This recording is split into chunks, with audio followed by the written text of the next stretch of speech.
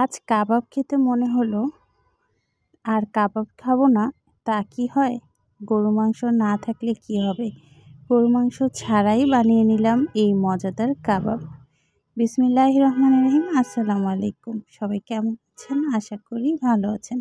আমি আল্লাহর রহমতে ভালো আছি। আজকে হঠাৎ করে কাবাব খেতে ইচ্ছে করলো। যেই শীতকাল চলে আসছে, শীতকাল চলে আসলেই আসলে কাবাব জাতীয় জিনিসগুলো বেশি খেতে ইচ্ছে করে, ড্রাই টাইপের জিনিস।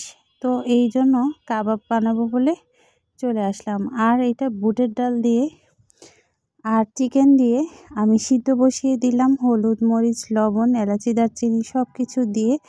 আর এভাবে করে কাবাব বানিয়ে নিলাম। আর কাবাব এভাবে বুটের ডালটা যখন সিদ্ধ হয়ে গেল, তখন আমি এটাকে এরকম করে ছোট ছোট করে কাবাব শেপ দিয়ে নিলাম। আর এভাবে করে দিতে কিন্তু বেশি সময় লাগে না। এভাবে করে আমি সবগুলাকে কাবাব শেপ দিয়ে নিলাম। আর এভাবে কাবাব শেপ করার পরে এগুলোকে এভাবে করে ভেজে নিলাম। আর মজাদার কাবাব তৈরি হয়ে গেল। এটা কিন্তু ভাতের সাথেও খেতে মজা, এমনিও খেতে অনেক মজা। আর এভাবে করে সুন্দর করে আমি ভেজে নিলাম। গরম মশলাগুলো কিন্তু আমি ভেজেই নিয়েছি, আর কোনো কাবাব মশলা ইউজ করিনি। ঘরে থাকা উপকরণ দিয়ে এত মজাদার একটা কাবাব বানিয়ে নিলাম। আর আপনারাও ট্রাই করবেন, খুবই মজা হয় এই কাবাবটা। আর চিকেন দিয়ে যে করেছেন, কোনোভাবেই বোঝা যাবে না, গরু মাংসের কাবাবের মতোই লাগবে।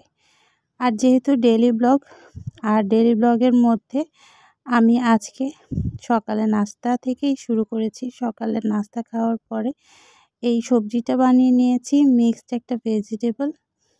আর এখন রান্না করব হলো, দেখে বুঝতে পারছেন এটা কিসের মাংস? আপনারা অবশ্যই আমাকে কমেন্টে জানাবেন যে আমি এটা কি রান্না করলাম। আর এই যে শীতের সবজি, শিমও রান্না করে ফেললাম আজকে চিংড়ি মাছ দিয়ে। আর এই যে এখন আমি পেঁয়াজ, হলুদ, মরিচ, লবণ, জিরা, ধনিয়া আর রসুনের আস্ত কোয়া দিয়ে এভাবে করে ভালো করে একটু মশলা কষিয়ে এই মাংসটা দিয়ে দিলাম। খুব ভালো করে রান্না হওয়ার পরে পানি দিতে হবে। আর একটু হালকা সিদ্ধ হয়ে গেলেই নামিয়ে নেব। খুব সুন্দরভাবে এই মাংসটা রান্না করে নিলাম। আপনারা অবশ্যই কমেন্ট করে জানাবেন আমি এটা কিসের মাংস রান্না করেছি। আর এতক্ষণ পর্যন্ত যারা আমার সাথেই ছিলেন, ভিডিও দেখেছেন, তাদেরকে অসংখ্য ধন্যবাদ আমার সাথে থাকার জন্য। আর অবশ্যই আমাকে কমেন্ট করে জানাবেন, সুন্দর সুন্দর ভিডিও আপনাদের সাথে শেয়ার করব। আর এইসব করার পরে খাওয়া দাওয়ার টাইম, দুপুরে রান্নাবান্না শেষ হওয়ার পরে দুপুরের খাওয়া দাওয়ার সময়। আর খাওয়া দাওয়ার মধ্যে আজকে আমি সিম্পলভাবে সব সবজি রান্না করেছি, আপনারা দেখেছেন। আর এখানে মিক্সড সবজিটা আর সিমের সবজি, আরেকটা সবজি রান্না করেছি, শাক রান্না করেছি। আর এটা দিয়ে আমি এখন দুপুরের খাবার খাবো। সবাই ভালো থাকবেন, সুস্থ থাকবেন। আমার ভিডিও কেমন লেগেছে অবশ্যই কমেন্ট করে জানাবেন। আর লাইক কমেন্ট করে পাশেই থাকবেন। আল্লাহ হাফেজ। আসসালামু আলাইকুম।